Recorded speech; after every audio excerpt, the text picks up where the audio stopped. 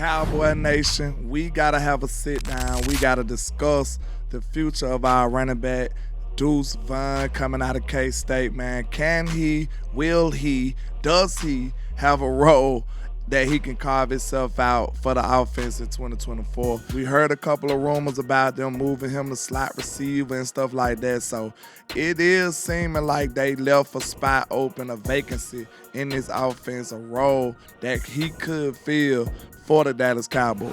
Now, I know I have to joke about him all the time, 42 toss, little legs. I know I have a lot of things to say, but regardless about how I feel about Mr. Deuce Vaughn, the Dallas Cowboys have their own outlook on what they think he can do and what they think his skill set can bring to the team.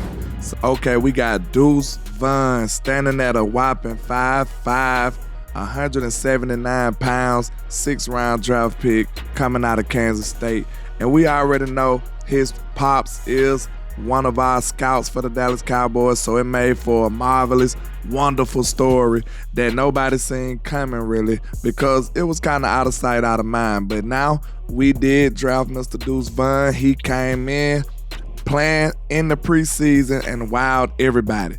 He had everybody going crazy because he was showing a lot of talent, a lot of potential, shaking people, spinning on people, finding little creases and getting into the running lanes, man, making the first guy miss. Deuce was doing everything we wanted to see from a rookie back coming in. And hey, man, he pretty much galvanized the whole nation. I think everybody was pretty high on Deuce coming out of preseason, especially after the first 2-3 games. He was looking phenomenal. But when you think about the history of the small back, it doesn't really go in our favor, man. It doesn't look good. It only works ever so often, every blue moon. We had a couple of small backs that made big impact on the league. You can look at somebody like Maurice Jones-Drew. He stood at 5'7", 208 pounds. He ran a 4.39 though. That's one of the differences. You will see somebody like him, and you could look at Darren Sproles. You already know he was one of the faster backs, standing at 5'6", 185 pounds. And another difference is he ran a 4.47. So the only few short running backs in the league that actually made an impact, that was actually good players, they both ran faster 40s than Deuce Vaughn. Darren Sproles ran a 4.47. Maurice Jones-Drew ran a 4.3. So now you look at Deuce Vaughn's speed, he only ran a 4.6. I would imagine he looks faster than that. He looked faster than that on film.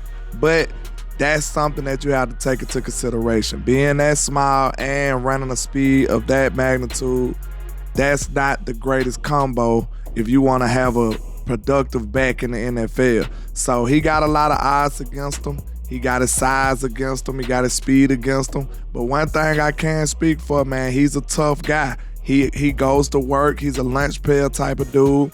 He's not shying away from contact, and he gonna work his tail off. So those are the things that he got in his favor. Those are the pros to Deuce Vaughn, and it's other ways you can utilize him. Don't just focus on the stuff that he can't do. You must consider the things that he can do. He's good in space. You see he can catch screen passes and actually make people miss when he get in space. He's much more quicker than fast, and that's still a good thing. So I can see why they trying to explore him into the slot role. And they said, look at Cole Beasley tape. I wonder, did he take that on his own, or was that something that they instructed him to do? Look at Cole Beasley in the slot and see if you can, do some of the things that he was doing to be effective in the slot.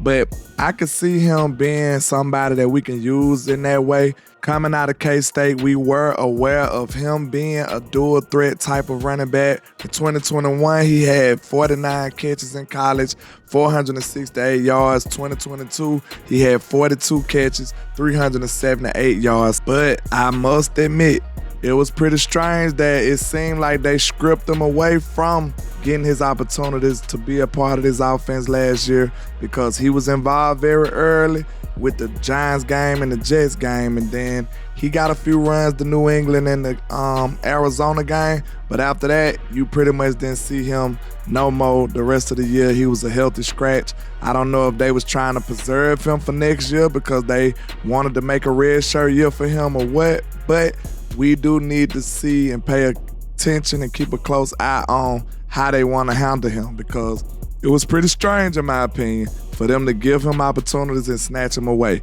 Now, was that due to his play, or was that due to some of the other stuff that we don't know and we can't see? We'll have to keep an eye on that in the future. But let me know, do you think Deuce Vaughn could carve out him a role and push some of these running backs out the way? We got a pretty full stable at running back now. We brought Zeke back. We got Royce Freeman. We got Snoop Connor. We got the undrafted free agent Nate Pete. Now we still got Deuce Vaughn over here. Malik Davis on the practice squad. So it's a full house at running back. We just trying to find the best combination of backs. Now, they already said they taking a running back by committee approach. So, hey, I want to see which running back's going to demand their reps and try to be the best out of the bunch. You know what I'm saying? We already know Zeke probably get the bulk of the carries. Rico struggled with a lot of injuries in his career. But, hey, now we going to be dependent on these guys to give us some production.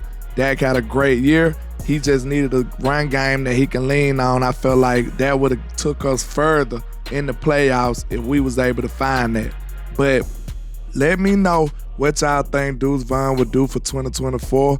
Will he continue to be a healthy scratch and be in joggers and stuff on the sideline? Or do you think he will be shocking the nation, coming out, balling out in 2024? But that's all I got for you today, man. Just holla at your boy, Landlord from Alabama, with the same handle on all social media. And like I say, 1K, 1 love, Cowboys Nation. Let's go.